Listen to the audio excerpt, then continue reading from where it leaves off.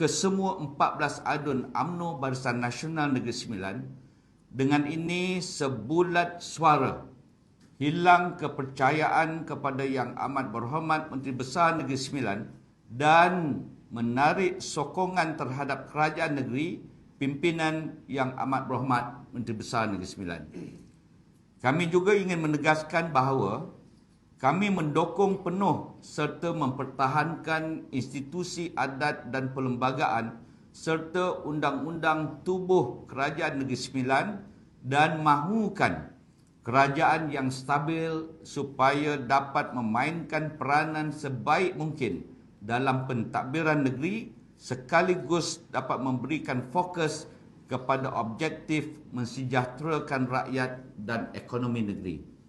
Pemakluman rasmi akan dihantar kepada Yang di-Pertua Dewan Undangan Negeri dan juga Setiausaha Dewan Undangan Negeri selepas selesai